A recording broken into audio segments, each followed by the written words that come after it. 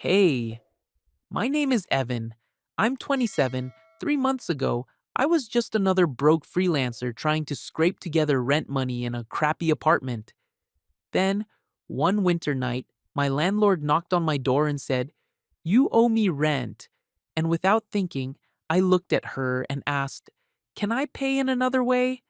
The hallway smelled like citrus cleaner, and I could see her wedding ring catching the overhead light as she froze because the thing between us had been growing for months, and we both knew money was never the real debt. She was 40, married, completely off limits, and the most beautiful woman I'd ever been stupid enough to fall for. If you're watching this right now, tell me where you're from in the comments, because I still don't know if what we did was wrong. The knock came at 9:42 p.m. on a Tuesday. I was sitting at my laptop, staring at an overdue invoice that might as well have been written in a foreign language for all the good it did me. The radiator hissed in the corner like it always did when the building's old bones settled for the night. I knew it was her before I opened the door. Margot had this way of knocking.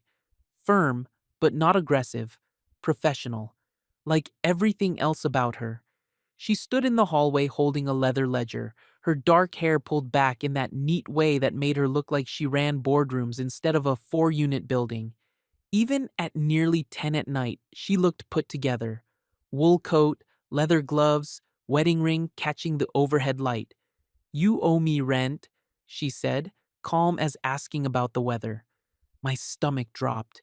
The invoice I'd been staring at was supposed to cover this month. My client had promised payment 2 weeks ago. Then, a week ago. Then, nothing. "I know," I said. "The payment is coming. My client just—" She tilted her head slightly, waiting. "Can I pay in another way?" The words came out before I could stop them. Her eyebrows went up just a fraction, and I felt heat crawl up my neck. I mean, with work hours, handyman stuff, I'm good with my hands. Christ, that sounded worse. She blinked once, twice. Something shifted in her expression, but it was gone before I could read it. "There are building tasks that need doing," she said after a pause. "We could arrange something formal." I nodded too quickly. "Yes, formal. Absolutely." She reached into her coat and pulled out a folded paper. "Payment plan options. Look them over." She placed it on the small table by my door, her fingers barely brushing the surface. For a second, neither of us moved. The hallway smelled like the citrus cleaner she used on the common areas. "Thank you," I said. She nodded and turned toward the stairs. I watched her shadow drift down the stairwell, listened to her heels on the old wood until the sound faded. Then I closed the door and leaned against it. The paper sat on my table like evidence of something I couldn't name. At 7:15, the next morning, I was back at my laptop, crafting another email to the client who'd gone radio silent. 3 months of editing work, $1,200, vanished into whatever hole businesses disappear into when they decide freelancers don't matter. I calculated what I could sell. My guitar, maybe. The camera I'd bought back when I thought I might do something with photography. It wouldn't cover everything, but it would show good faith. I refused to call Lena. She'd offered to lend me money twice already, and I'd turned her down both times. Pride, maybe, or just the knowledge that owing money to friends was different from owing it to landlords.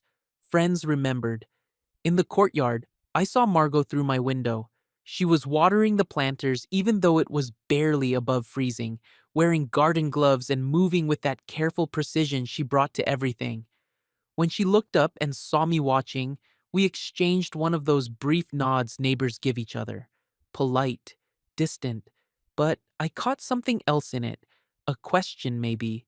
Later that morning, I found myself standing at the building's bulletin board, reading the handwritten note she'd posted. "Light fixture repairs needed. Mailbox hinges. Inquire with building manager." I circled it with the pen hanging from a string. My handwriting looked shaky, like I was signing something more important than a work order. At 11:40, she knocked again. This time I was ready. "Coffee?" she asked when I opened the door. Her kitchen was exactly what I'd expected. Clean lines, everything in its place, the faint smell of that citrus cleaner mixing with something warmer. Coffee and maybe vanilla. She poured 2 mugs and set one in front of me. No cream, no sugar offered, just black coffee in blue ceramic mugs that probably cost more than my monthly grocery budget. The payment plan, she said, sitting across from me at the small table. 2 options: extended timeline with interest or work trade at $15 an hour. I looked at the numbers she'd written in neat handwriting. The math was fair, more than fair. I don't want charity, I said. It's not charity, it's business. Then why didn't you mention work trade when you knocked last night? She paused with her mug halfway to her lips. I hadn't considered it then. But you did after? After, yes. Something hung in the air between us. I could hear the buildings settling around us, pipes creaking, someone's television murmuring through the walls. We'll keep a log, she said. Shared notebook in the laundry room. You record hours, I verify, and sign off. I nodded. What kind of work?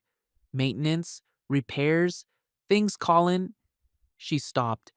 Things that need attention. Colin, her husband, the one I'd seen maybe 3 times in the 6 months I'd lived here, always in a suit, always carrying a briefcase, always looking like he was already thinking about the next flight he had to catch. Okay, I said. When do I start? Today, if you want. The mailbox. Hinges are loose. Mrs. Dalrymple mentioned it. Mrs. Dalrymple, the elderly woman upstairs who seemed to know everyone's business before they did, sweet as pie and twice as observant. Margot pulled a small notebook from a kitchen drawer. Plain black cover, lined pages.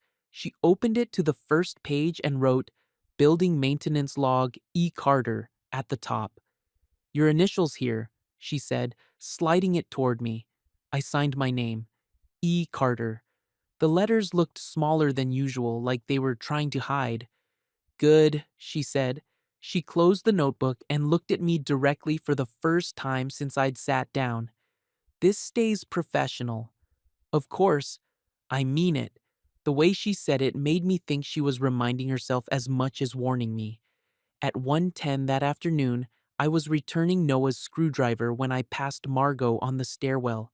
Noah Reed was the building's unofficial handyman, a quiet guy in his 30s who seemed to know exactly which boards creaked and which faucets dripped without being told. Hey, I said to Margot, suddenly feeling awkward. About last night, when I said another way, I meant work, just so we're clear. She stopped on the step below me, which put us almost at eye level. This close, I could see tiny lines at the corners of her eyes, the kind that came from squinting into sun or smiling more than you let on.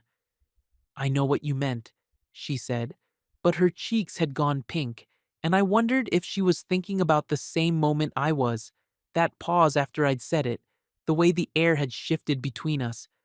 Good, I said. Good. I just wanted to be clear. Very clear, she agreed. We stood there for another beat, both of us pretending the conversation was over. Then she continued up the stairs, and I watched her go, noting the way she glanced back once before disappearing around the landing. The mailboxes were arranged in a neat row by the front door, each one with a small nameplate and a lock that had seen better days. At 4:30, I was replacing the screws on Mrs. Dalrymple's hinge when Margot appeared with her mail key. How's it going? She asked. Almost done. The screws were stripped, but Noah had replacements. She nodded and opened her box. Bills, mostly, and what looked like a credit card statement. She tucked them into her coat pocket without looking at them. I saw the invoice note, I said, about last month's late fee.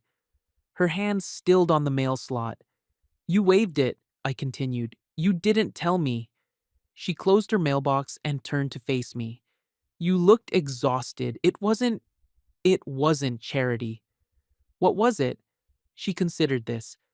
Practical, Evicting tenants is expensive. But that wasn't the whole truth, and we both knew it. I'd seen her watching me those last few weeks.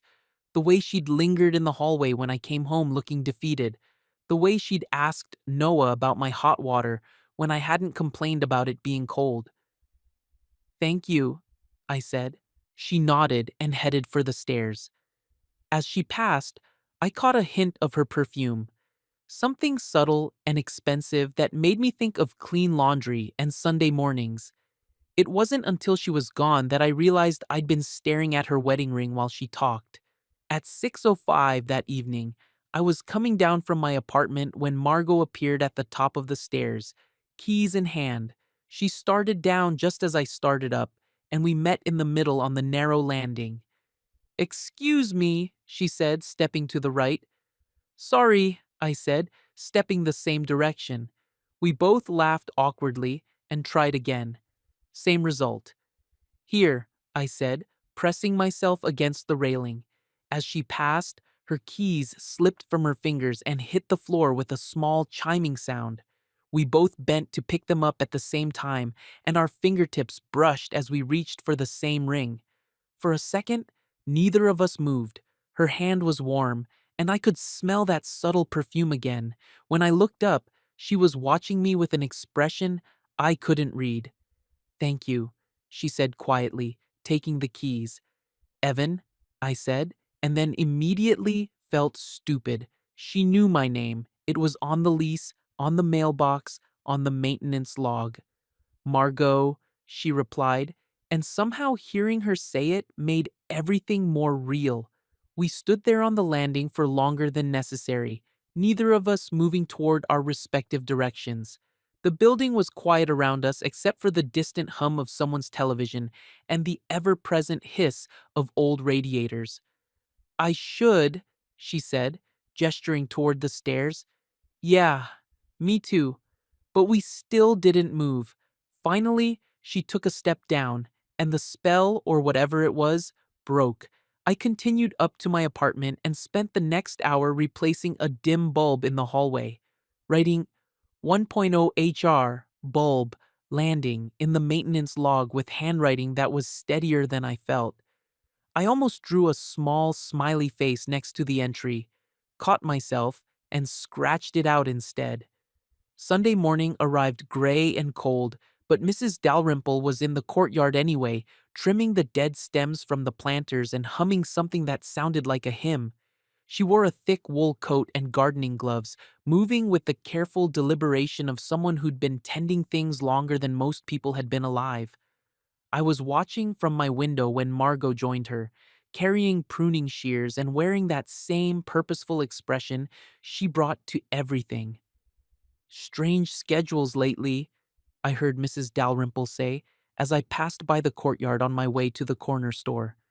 Her voice carried that particular tone elderly neighbors perfected, sweetly innocent but razor-sharp underneath. Margot's laugh sounded forced. "Just busy with building maintenance." "Oh, of course. That young man seems very handy." I slowed my pace, pretending to check my phone. "Evan's been helpful with repairs," Margot said carefully. "Such a nice boy, quiet, respectful, not like some of the young people these days." Mrs. Dalrymple's praise should have felt good. Instead, it made my stomach tighten. There was something in the way she said it, like she was making a point that went beyond simple observation. "Would you like to help choose the spring bulbs?" Margot asked, clearly changing the subject. "I was thinking tulips for the front planters." Mrs. Dalrymple clapped her gloved hands together. "Oh, that would be lovely. Though perhaps some daffodils too? They come up earlier. Give us something cheerful while we're waiting for warmth." I caught Margot's eye as I passed, and something passed between us. A shared understanding that neighbors noticed everything, remembered more than they should, and had ways of turning innocent conversation into something that felt like a gentle warning. When I returned from the store 20 minutes later, they were still discussing flowers, but I could feel Mrs. Dalrymple's attention shift to me as I climbed the front steps. That evening, I texted Lena a careful update about building maintenance projects that didn't mention Margot's name once. Her reply came back immediately. Careful. Just one word, but it carried the weight of friendship and the kind of intuition that came from knowing someone too well. At 7:20 p.m., I heard the familiar metallic ping of something sliding through the mail slot. When I checked, there was a small white envelope with my name written in Margot's careful handwriting. Inside was a prepaid grocery card and a note. Don't be alone with this. I stared at the card for a long time. $50. Enough for a week of real groceries instead of the ramen and peanut butter sandwiches I'd been rotating through. It should have felt like relief. Instead, it felt like crossing a line. My pride wanted me to march upstairs and hand it back immediately.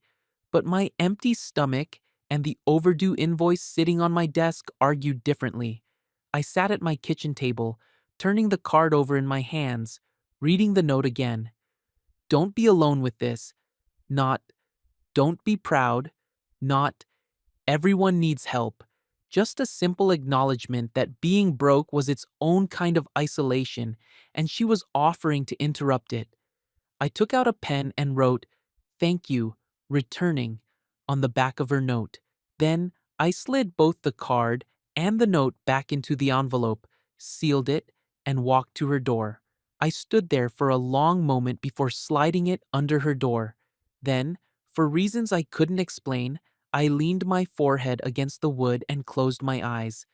Through the door, I could hear the faint sound of music, something classical and sad and beautiful.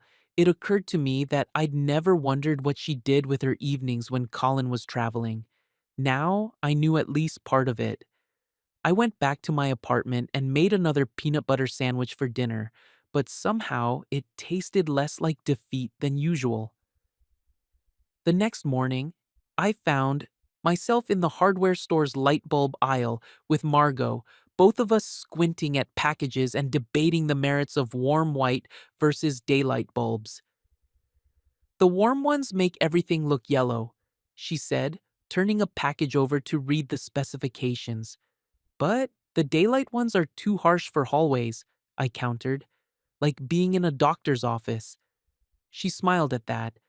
Not the polite neighbor's smile I was used to, but something more genuine. You're right. Warm white it is. As we walked to the register, she mentioned an old record player her mother had kept in the kitchen. She used to play Nat King Cole while she cooked, said music made everything taste better. My grandmother was the same way, I said, except it was Motown. She'd dance around the kitchen with a wooden spoon, singing into it like a microphone. That sounds lovely. It was, even when she was making liver and onions, which was basically child abuse disguised as dinner. Margot laughed, and the sound did something to the space between us, made it warmer somehow. Back at the building, Noah was replacing a washer on the front steps and raised an eyebrow as we approached with our hardware store bags. Productive morning, he said mildly. Just maintenance supplies, Margot replied, but I caught the slight tightness in her voice. That afternoon, I logged the receipt and hours in our shared notebook, writing 2.5 HRs, supplies, installation in careful block letters. When I closed the notebook, I noticed Margot had added a small checkmark next to my previous entries. Professional, efficient, but somehow it felt like more than that too. Tuesday at 12:35, Margot knocked on my door again. "Are you hungry?" she asked. This time, her kitchen smelled like dill and black pepper, steam rising from a pot on the stove that looked like it had been simmering for hours. She ladled soup into 2 bowls and set them on the table with a plate of crackers. "My mother's recipe," she said, rolling up the sleeves of her sweater. She claimed it could cure everything from heartbreak to pneumonia. I took a spoonful. It was perfect, rich and warming with just enough pepper to make my eyes water slightly. "She might have been right," I said. Margot smiled and settled into the chair across from me. This close, with her sleeves pushed up and her hair escaping from its usual neat style, She looked younger, more real. She used to say recipes weren't just about food, she continued. They were about hope. You keep them for the people you love, the ones you're hoping will come home. Is that why you still make it? Something shifted in her expression. Sometimes. We ate in comfortable silence for a while, the kind that felt natural rather than awkward. Through the window, I could see snow beginning to fall, dusting the courtyard in white. Tell me about your editing work, she said eventually. So I did. I told her about the clients who paid on time and the ones who didn't, about the manuscripts that made me stay up all night reading, and the ones that felt like they were written by algorithms. I told her about the essay I'd been working on for months, trying to capture something about the way cities changed people, how they made you anonymous and connected all at once. She listened with the kind of attention that felt rare, not just waiting for her turn to talk, but actually hearing what I said. When I reached for my spoon again, she was watching my hands move. Something about the way she looked at them made the air feel thinner. Then, her phone lit up on the counter, the name Colin appearing in block letters. The spell broke immediately. She stood and walked to the phone, her voice shifting into something I'd never heard from her before, distant and careful. Hi, honey. Yes, the building inspection went fine. No, nothing urgent. I focused on my soup, but I could feel the temperature in the room dropping with each response. When the call ended, we were standing too far apart for the conversation to bridge, and the steam from our bowls looked more like barriers than warmth. Thank you for lunch, I said, setting my spoon down. Of course. I left without finishing the soup, and neither of us mentioned the essay I'd told her about. But as I walked to my apartment, I wondered if she could still taste the pepper on her tongue the way I could. At 5:50 that evening, I found Margot in the courtyard as the last of the daylight faded. The snow had stopped, leaving everything looking clean and quiet. I walked up to her and held out the sealed envelope with the grocery card. I want to earn this, I said. She looked at the envelope for a long moment before taking it. Our fingers didn't touch this time, but I felt the weight of her attention like a physical thing. You already have, she said quietly. How? By bringing it back. Something passed between us then that felt bigger than the money or the building maintenance or even the soup we'd shared. It felt like recognition of something neither of us was ready to name. She closed her fingers around the envelope, and for just a moment, her eyes stayed on mine longer than they should have. Thank you, she said. I nodded and turned to go, but her voice stopped me. Evan? I looked back. The essay you mentioned, about cities changing people. I'd like to read it sometime. The words hung in the cold air between us like a promise neither of us understood yet. I'll think about it, I said. But we both knew I was lying. I was already planning to print it out that night. At 8:10 p.m. that same evening, I was in the laundry room folding clothes when Margot appeared in the doorway. The machines hummed around us, creating a kind of white noise that made the small space feel separate from the rest of the building. I have a confession, she said, not moving from the threshold. I looked up from the shirt I was folding. Yeah, she stepped inside and closed the door behind her. In the warm, detergent-scented air, she looked almost fragile. Your essay, the one about cities changing people. I waited. I already read it. My hands stilled on the laundry. How? You submitted it to that online magazine last month, the one that posts submissions for community feedback before they make decisions. I felt heat crawl up my neck. The essay was personal, maybe too personal. I'd written about loneliness and connection, about how you could know your neighbors' schedules without knowing their names, about the way strangers could matter more than family sometimes. I've been carrying it on my phone for 3 weeks, she continued. When I can't sleep, I read it. The admission hung between us like something fragile and dangerous. There's this line, she said, her voice barely above a whisper. Some people collect moments like other people collect stamps, carefully, hoping that someday the accumulation will add up to something that feels like a life. She'd memorized it, word for word. Margot, I know that feeling, she said. I know it so well it hurts. We stood there, in the humid warmth, surrounded by the smell of fabric softener and the rhythmic tumbling of someone else's clothes in the dryer. The fluorescent light overhead buzzed softly, casting everything in harsh white that somehow made the moment feel more intimate rather than less. I shouldn't have told you that, she said, but she didn't look sorry.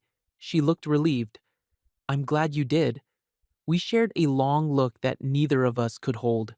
When she finally glanced away, I noticed her hands were shaking slightly. I should go, she said, but she didn't move, and neither did I. The next evening at 9 Mosiek p.m., I knocked on her door. I'd spent all day thinking about what she'd said in the laundry room, about the lines she'd memorized, about the way her voice had changed when she'd admitted to reading my work in the dark. When she opened the door, she looked surprised. Not unwelcome surprised, but careful. Hi, I said. Hi. The hallway smelled like her citrus cleaner, and I could hear her keys chiming in the ceramic bowl she kept by the door. I wanted to thank you, I said, for returning the grocery card, for understanding why I needed to. She nodded. Of course. And I wanted to tell you about the essay. The fact that you've been reading it, that means more to me than any magazine acceptance could. Something shifted in her expression. She stepped closer to the doorframe, close enough that I caught that subtle perfume again. Evan, I know this is complicated, I said. I know you're married. I know there are lines we shouldn't cross. Then why are you here? Because some things matter more than lines. The words came out before I could stop them. Truer than I'd intended, more honest than was safe. She looked at me for a long moment, her eyes searching my face for something I hoped she'd find. This is a mistake, she said softly. Probably.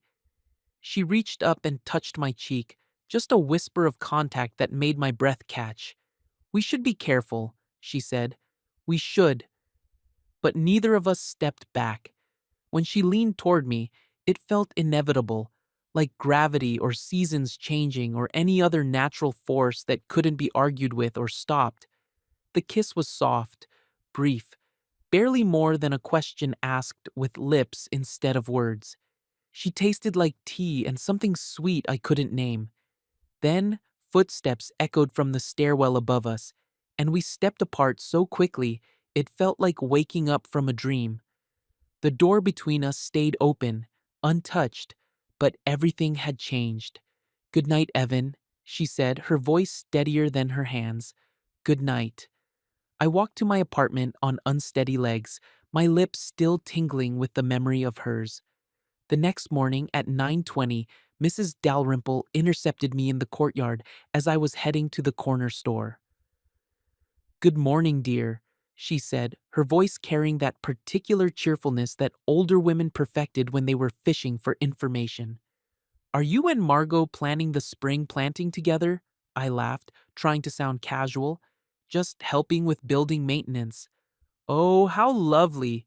She works so hard, that girl, always taking care of everyone else. There was something pointed in the way she said it, like she was making an observation that went deeper than gardening. She's very thorough, I said carefully. Yes, she is, and thoughtful. Did you know she personally replaces the light bulbs in the common areas? Most landlords would hire someone for that. I didn't know that, but it explained why the hallways always felt warmer than they should have. She's good at her job, I said. Mrs. Dalrymple smiled, but her eyes stayed sharp. I'll put together a list of bulbs for spring. Perhaps you could both look it over? It sounded innocent enough, but I heard the subtext. She was watching, not maliciously, but with the kind of attention that came from decades of living in small spaces where everyone's business became everyone else's business eventually. That afternoon, I texted Lena a carefully neutral update about neighbor projects and building maintenance. Her reply was immediate. Careful, Evan. Whatever this is, be careful. Just like that, she knew. Without details or explanations, she understood that something had shifted in the careful balance of my life. The end came at 6:30 p.m. 2 days later. I was in the mailbox area, tightening the last hinge that had been giving Mrs. Chen trouble, when I heard footsteps on the front stairs. Male footsteps, heavier than usual, moving with the kind of purpose that suggested irritation. I looked up to see Colin Hale pushing through the front door, his expensive overcoat dusted with snow and his jaw set in a way that made my stomach drop. He nodded at me curtly as he passed, his eyes taking in the toolbox at my feet and the jacket I draped over the banister while I worked. Working late, he said. It wasn't a question. Just finishing up, I replied, trying to sound casual. He paused at the foot of the stairs, his hand on the railing. I appreciate you helping Margot with the building. She takes on too much sometimes. There was something in his tone that made the words sound less like gratitude and more like a warning. Happy to help, I said. He nodded again and headed upstairs, taking the steps two at a time. 10 minutes later, my phone buzzed with a text from a number I'd memorized but never saved. No more. I'm sorry. I stared at the screen until the letters blurred, reading the message over and over like the words might change if I looked at them long enough. Then I gathered my tools, grabbed my jacket from the banister, and went home. The next 2 weeks passed in a careful dance of avoidance. I scheduled my grocery runs for times when I knew she'd be out. I used the back stairs instead of the main ones. I paid my rent by sliding cash under her door with a note that said only March rent plus utilities. But I couldn't stop writing. Every night I sat at my laptop and worked on the essay about cities and loneliness, hearing her voice in my head like an editorial conscience.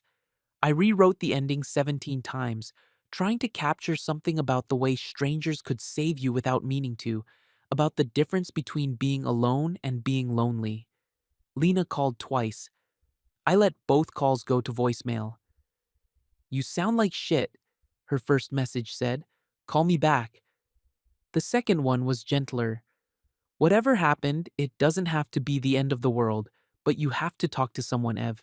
Even if it's not me. I almost called her back. Almost. Instead, I kept editing, kept rewriting, kept trying to find words for the feeling of carrying someone else's voice in your head when they weren't allowed to speak to you anymore. At 1:40 p.m. on a Thursday, I finally answered Lena's call. Jesus, Evan. I was about to drive over there and check for a pulse. I'm fine. Bullshit. You sound like you've been hit by a truck. What happened? So I told her. Not everything, but enough. About the rent situation and the work trade and the way Margot had looked at me when she'd admitted to reading my essay in the dark. You kissed your landlord, Lena said when I finished. Once, barely. Your married landlord. I know how it sounds. It sounds like you're in love with someone you can't have. The words hit like a physical blow, mostly because they were true. She ended it, I said. It's over. Is it? Because you sound like a man who's waiting for something. I'm not waiting for anything. Evan. Her voice was gentle now, the way she talked to skittish animals at the shelter where she volunteered. What do you think you owe her? Nothing. I don't owe her anything. That's not what I asked. I sat with that for a long moment, watching snow fall past my window in the same courtyard where Margot had stood, talking to Mrs. Dalrymple about spring bulbs. Honesty, I said finally. About what? About the fact that I understand why she ended it. About the fact that I don't want her to choose between her life and whatever this was. About the fact that I'd rather be her neighbor who sometimes fixes mailboxes than nothing at all. Lena was quiet for so long, I thought the call had dropped. "That's the most mature thing I've ever heard you say," she said finally. "Thanks, I think. I mean it. Most guys would be pissed or heartbroken or trying to convince her to leave her husband. This isn't a movie, Lena. She's not going to throw away her life for someone she barely knows. But you wish she would." I closed my eyes. Yeah, I wish she would. The ceiling leak started at 7:55 p.m. on a rainy Friday night. A slow drip, drip, drip that began as background noise and gradually became impossible to ignore. I put a pot under it and texted the building's group chat. "Leak in 2B ceiling. Getting worse." Noah replied immediately. "I'll check the roof access tomorrow morning." Margot stayed silent, but 20 minutes later, there was a soft knock on my door. When I opened it, she stood in the hallway with a larger pot and a towel. "For the leak," she said without meeting my eyes. "Thanks." We switched out the containers in awkward silence, the sound of water hitting metal filling the space between us. She was close enough that I could smell her shampoo, something clean and simple that made me want to close my eyes and breathe deeper. "The roofer can't come until Monday," she said, straightening up. "This should hold until then." "Okay." She turned to leave, then paused at the door. "How's the essay? The one about cities?" The question caught me off guard. "Better, I think." She nodded, still not looking at me directly. "Good. That's good." After she left, I sat listening to the ping, ping, ping of water hitting the bottom of the pot and wondered if this was what the rest of our relationship would look like. Necessary conversations about leaks and light bulbs, carefully neutral exchanges that pretended the rest had never happened. The thought made my chest ache in ways I hadn't expected. The next morning, a package arrived in my mailbox by mistake. It was addressed to Margot, from a boutique in the city. Something soft and flat that felt like fabric through the cardboard. I stared at it for a long time, debating whether to slip it under her door or wait for her to ask about it. The label said, "Wool Scarf, Juniper," and I found myself wondering who'd sent it. Colin, maybe, as some kind of peace offering for whatever tension my presence had created. I left it on my kitchen table and tried not to think about it, but every time I passed the package, I felt the weight of it. Not the physical weight, but the symbolic one. It belonged to her world, the world of expensive scarves and husbands who traveled for work and marriages that looked perfect from the outside. I didn't belong in that world. I'd known it from the beginning, but somehow I'd let myself forget. At 5:15 p.m. the next day, I was carrying the unopened package down the stairs when Margot appeared coming up. We stopped on the landing, both of us holding our breath. "This was delivered to my box by mistake," I said, offering the package. She took it without touching my hand, her movements careful and deliberate. "Thank you." "Sure."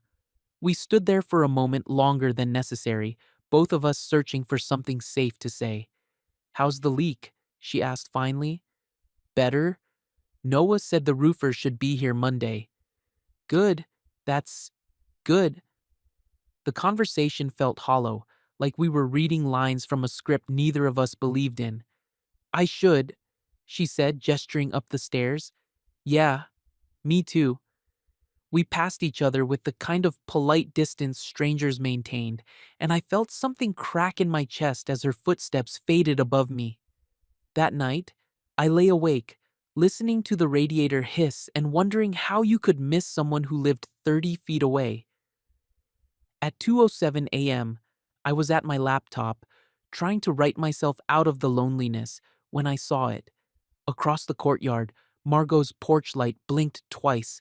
On, off, on. I stared at it for a long moment, wondering if I'd imagined it. Then it happened again. 2 deliberate blinks, like a signal. I remembered her mentioning once, during the soup conversation that felt like a lifetime ago, how she and her sister had developed a light code as teenagers. 2 blinks meant safe to talk, 3 meant emergency, 1 long flash meant go away. I stood at the window, my heart hammering against my ribs, and nodded once. Then I put on my shoes and took the stairs as quietly as I could. At 2:20 a.m., the laundry room was warm and quiet, machines clicking softly in standby mode. Margot was already there when I arrived, holding the unopened package I'd returned. "I never opened it," she said without preamble. "Okay." "It's from Colin, a peace offering, I think. He knows something changed, even if he doesn't know what." She set the package on the folding table between us. "I brought something too," she said, pulling a folded paper from her pocket. "Your essay, the new version. You left it in the maintenance log." I had, without thinking about it, like leaving breadcrumbs for someone who might never find them. "I made notes in the margins," she said, "editorial suggestions, if you want them." The paper was worn from handling, creased like it had been read many times. Her handwriting filled the margins in tiny, careful script. "Margot, we need rules," she said quickly, before I could finish whatever I'd been planning to say. "If we're going to be neighbors, if we're going to coexist in this building without losing our minds." I waited. No more kisses, no asking me to choose, no pretending this is something it can't be. Each rule landed like a small blow, but I nodded anyway. "But also no disappearing," she continued. "No avoiding the mailboxes or the courtyard or common areas. We're adults. We can figure out how to be in the same space without combusting." "What are you proposing?" "Mailbox audits, twice a month, official building business. We check the locks, test the hinges, make sure everything's working properly." It was a thin excuse for spending time together, barely plausible even to ourselves. "That's a lot of mailbox maintenance," I said. "These are old buildings. Things break." We stood there in the warm laundry room, surrounded by the smell of detergent and fabric softener, both of us knowing we were negotiating something that had nothing to do with building maintenance and everything to do with the fact that we couldn't quite let go of each other. "Okay," I said finally. She nodded and picked up the package. "I should return this." "Should you?" "Probably not, but I'm going to anyway." She handed me the essay with her notes, and our fingers brushed as I took it. Just for a second, but long enough for both of us to remember what we were giving up. "Thank you," I said, "for the notes, for all of it. Thank you for understanding." We stood there for another moment, the space between us feeling both too wide and too narrow. "I should go," she said. "Yeah, me too." But neither of us moved until we heard footsteps in the hallway above us, some other insomniac wandering their own small kingdom of sleeplessness. At 9:10 the next morning, I was in the courtyard replacing the last problematic mailbox hinge when Mrs. Dalrymple appeared with her coffee and a knowing smile. "Beautiful morning," she said, settling onto her favorite bench. "Getting warmer," I agreed. Margot joined us a few minutes later, carrying the official building maintenance log and a clipboard that made everything look appropriately professional.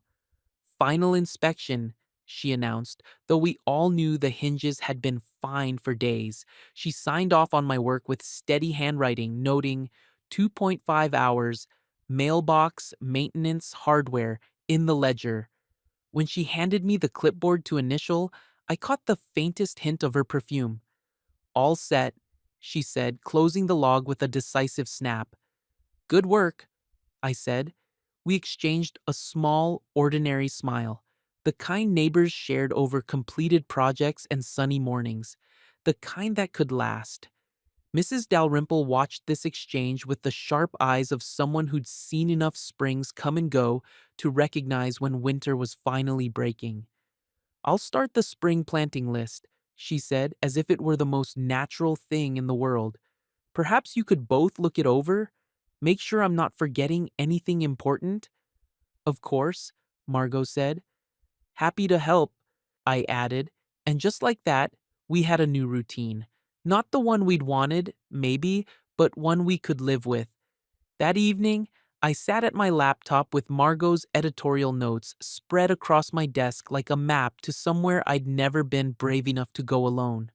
Her handwriting filled the margins of my essay with suggestions that made every sentence stronger, questions that pushed me toward better truth. In the margin next to the line about collecting moments, she'd written, "This is why we read, to know we're not alone in feeling alone." At the bottom of the page, in letters so small I had to squint to read them, "Thank you for letting me carry this." I saved the document as City's Final Draft and submitted it to 3 literary magazines before I could lose my nerve.